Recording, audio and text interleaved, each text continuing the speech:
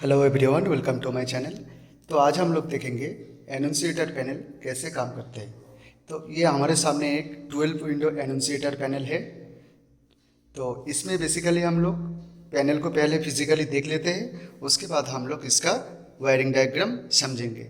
तो जैसे कि ऊपर के जो फ्रंट डोर है उसमें हम देख पा रहे हैं एकदम ऊपर में है एक हुटर, फिर है 12 विंडो एनोंसिएटर जो मिनीलेक कंपनी का है, और उसके नीचे है 3 push button, test, accept, reset push button.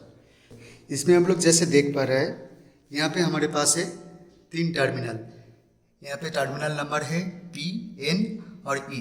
P हमारा फेज हो गया, N हमारा न्यूट्रल हो गया और E हमारा अर्थ हो गया।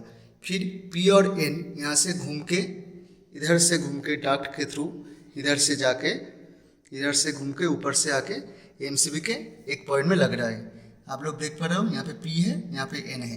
फिर उसके दूसरे साइड से P1 N1 निकल के हमारा जो मेन कंट्रोल सप्लाई है वो जा रहा है एनोंसिएटर में। तो उसका भी हम लोग एक बार दिखा लेते हैं। ये हमारा एनोंसिएटर का ऑक्सिलरी सप्लाई है, जैसे आप लोग देख पा रहे हैं, L for line, N for neutral, E for earth.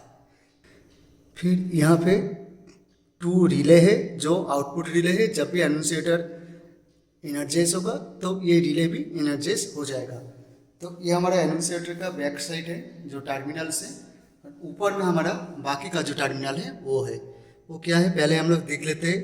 T हमारा हो गया test, S for silence, A for accept, R for reset and C हमारा कॉमन सप्लाई है। और फिर यहाँ पे हमारा जो 12 विंडो है, यहाँ पे देखिए F1, F2, F3, F4 करके F1 से F12 तक है। ये हमारा 12 विंडो के लिए जो रिले है उस रिले का कॉन्टैक्ट है, और बीच में जो भी जितना भी C है ये सारा विंडो का कॉमन का कॉन्टैक्ट है। तो ये हमारा एनोंसिएटर का कनेक्शन है। फिर हमारा ऊपर जो है ये है हमारा हुटर का जो कनेक्शन है। हमारे यहाँ पे 230 वोल्ट का यूज़ हो रहा है, तो हम लोग 40 to 240 वोल्ट के अंदर जो टर्मिनल है वो लगाएंगे। अगर हमारा 12 या 24 वोल्ट का सप्लाई होता तो हम लोग यहाँ पे लगाते। फिर ये हमारा पुश बटन से, ये हमारा हो गया बीच वाला हो गया अपना हमारा एक्सेप्ट पुश बटन, नीचे में है रिसेट पुश बटन एंड ऊपर में है टेस्ट पुश बटन। फिर यहाँ पे जितना भी कॉन्टैक्ट दिख रहा है, पहले जो ये 2 है ये हमारा स्पेयर टर्मिनल है। फिर हमारा F1, F2, F3, F4 ऐसा करके यहाँ पे F12 है, और सबके लिए ये कॉमन है। ये जो 2 तार है ये 2 टर्मिनल, एक जो फर्स्ट वाला विंडो है, जैसे F1 हमारा फर्स्ट वाला विंडो हो गया, यहाँ पे ऊपर में पोटेंशियल फ्री इनपुट आएगा। ये इनपुट जब भी NO से NC होगा तो यहाँ पे ये पाथ कंप्लीट हो जाएगा और पहला वाला अपना जो विंडो है वो ग्लो करेगा। सिमिलरली ऐसे करके सारा काम करेगा। सबके लिए एक एक कॉमन है और एक एक विंडो का जो केबल वो यहाँ पे टर्मिनेट किया हुआ है। और यहाँ पे लास्ट जो 2 कॉन्टैक्ट है N1 और H1, ये हमारा हुटर का कॉन्टैक्ट है। ये देखिए N1 और H1 हुटर का कॉन्टैक्ट है, और यहाँ से एक एक्स्ट्रा सप्लाई जा रहा है जो जाके एक फ्लैशिंग लाइट है, तो वो फ्लैशर लाइट जलेगा। ये हमारा इस पैनल में नहीं रहेगा, इसके बाजू में एक और पैनल रहेगा, उस पैनल में ये माउंट होगा। तो इस पैनल में जब भी कोई एनोंसिएशन होगा तो वो फ्लैशिंग लाइट ग्लो करेगा। तो अभी हम लोग इसका एक बार सप्लाई देके टेस्ट कर लेते हैं कि ये कैसे काम करते हैं। तो हम लोग सप्लाई ऑन कर दिए हैं, और रिले का जो सप्लाई का जो इंडिकेशन है वो अभी ब्लिंक हो रहा है। तो पहले हम लोग क्या करेंगे, देखेंगे कि सारा विंडो जो पुश बटन से उसके थ्रू काम कर रहा है कि नहीं। तो उसके लिए पहले हम लोग टेस्ट पुश बटन दबाएंगे।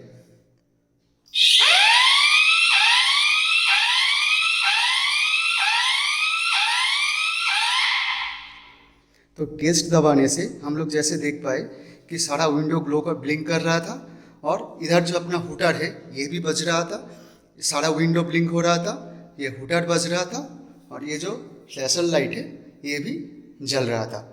तो हमने जब भी एक्सेप्ट दबाया तो एक्सेप्ट दबाने से क्या हुआ, हमारा जो फॉल्ट का जो विंडो है वो जलेगा, सिर्फ अपना जो हुटर है ये साउंड करना बंद कर देगा।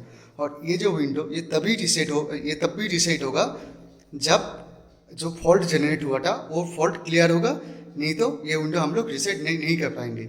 जैसे ये लोग हम अभी रिले का टेस्ट कर रहे थे, तो हम लोग इसको अगर रीसेट करेंगे तो ये रीसेट हो जाएगा। अभी हम लोग यहाँ पे जितना भी पोटेंशियल फ्री इनपुट्स है हम लोग एक एक करके देखेंगे कि हमारा एनुंशिएटर पैनल ठीक से काम कर रहा है कि नहीं।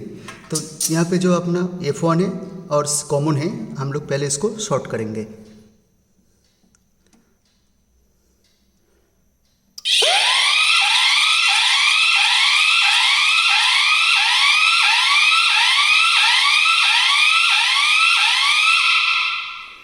तो जैसे कि हम लोग देख पा रहे हैं, हम लोग जब भी C और F1 को शॉर्ट किए तो यहाँ पे ये हुटर भी बज रहा था, यहाँ पे अपना विंडो ब्लिंक कर रहा था और ये फ्लैशर लाइट भी जल रहा था। तो हम लोग इसको एक्सेप्ट किए तो ये विंडो अभी भी ब्लिंक हो रहा है।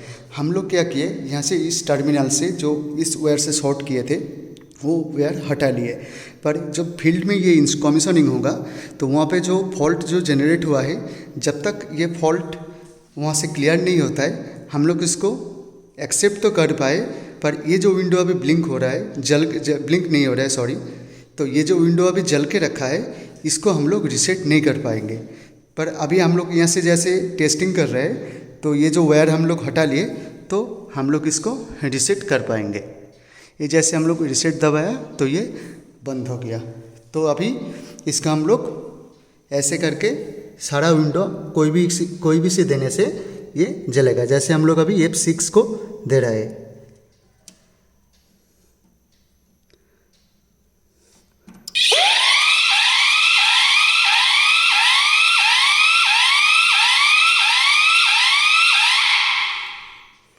तो जैसे F6 को वहाँ पे शॉर्ट किया तो ये F6 विंडो ब्लिंक कर रहा था, हम लोग एक्सेप्ट किया तो ये अभी जल रहा है और फॉल्ट वहाँ से हट जाने से ये हम लोग इसको रीसेट कर देंगे। तो ऐसे करके ये एनुंशिएटर पैनल काम करता है। तो अभी हम लोग इसका ड्राइंग भी समझ लेते हैं। हम लोग इसका GAD समझ लेते हैं। इसका हाइट है 550 mm, इसका विड्थ है 450 mm और इसका डेप्थ है 200 mm। यहाँ पे जो ग्लैंड प्लेट दिख रहा है 200 by 140 mm का, यहाँ से बाहर से जो भी फॉल्ट इनपुट का जो केबल आएगा इसके थ्रू ग्लैंड होके अंदर जो टर्मिनल दिखाया था वीडियो में उसमें कनेक्ट होगा। यहाँ पे ये हमारा हुटर है, ये हमारा 12 चैनल या फिर 12 विंडो एनुंशिएटर है और ये हमारा 3 पुश बटन है। ये जो रूम लेआउट है इसमें एक उन लोगों का एग्जिस्टिंग कंट्रोल डेस्क है, यहाँ पे एक एग्जिस्टिंग एनुंशिएटर पैनल भी है और यहाँ पे हम लोग अपना जो एनुंशिएटर पैनल बनाया है इसको जाके कमीशनिंग करेंगे। तो ये इसका GAD हो गया। अभी इसका सर्किट भी समझ लेते हैं। यहाँ पे जैसे हम देख पा रहे हैं T1 और T2 ये जो टर्मिनल है ये ऑक्सिलरी सप्लाई का टर्मिनल है। यहाँ पे ये ऑक्सिलरी सप्लाई टर्मिनल के बाद जा रहा है एक MCB में, MCB से एक जा रहा है एनुंशिएटर का लाइन में और न्यूट्रल जा रहा है न्यूट्रल में। फिर यहाँ से एनुंशिएटर में ऐसा है कि अगर आप फेज और न्यूट्रल दे दो तो ये जो कॉमन वाला जो टर्मिनल है यहाँ से ये 230 वोल्ट जनरेट करेगा। फिर ये जो 230 वोल्ट है ये यहाँ से घूम के यहाँ से आके हम लोगों का जो फॉल्ट इनपुट जितना भी है वहाँ पे इनो कॉन्टैक्ट होना चाहिए, उस इनो कॉन्टैक्ट की एक साइड में लगेगा। फिर दूसरा साइड से आके F1 हो गया इसका विंडो 1, ऐसे करके F2 F3 करके टोटल F12 तक इसका 12 विंडो है। तो ये जो दो टर्मिनल करके हम लोग छोड़े हैं, यहाँ पे क्या होगा, जो साइड से जो केबल आएगा हर एक मोटर या ट्रांसफार्मर का जो भी फॉल्ट इंडिकेशन इन लोगों को चाहिए, ये वहाँ से दो केबल ला के एक T3 T4 हो गया इंडिकेशन 1 के लिए, T5 T6 हो गया इंडिकेशन 2 के लिए, ऐसे करके T25 और T26 इंडिकेशन 12 के लिए है।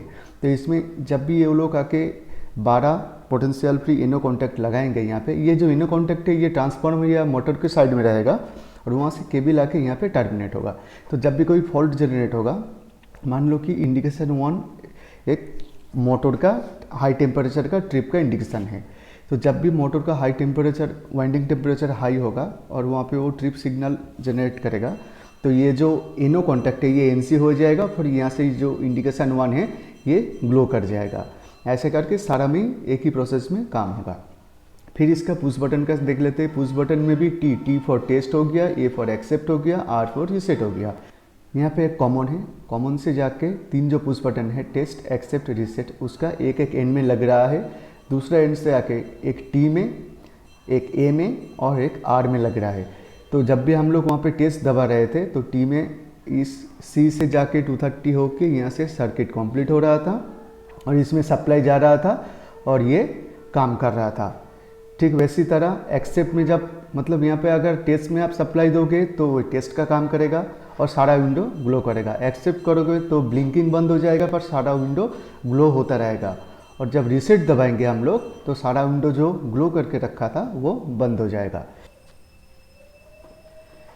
C1 रिले 1 का कॉमन है और NO1 उसका NO कॉन्टैक्ट है। C2 रिले 2 का कॉमन है और NO2 उसका NO कॉन्टैक्ट है।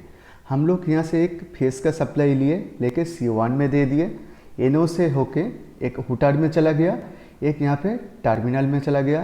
ये जो हम लोगों के पास जो वार्निंग लाइट या फिर फ्लैशर लाइट है ये उसके लिए है।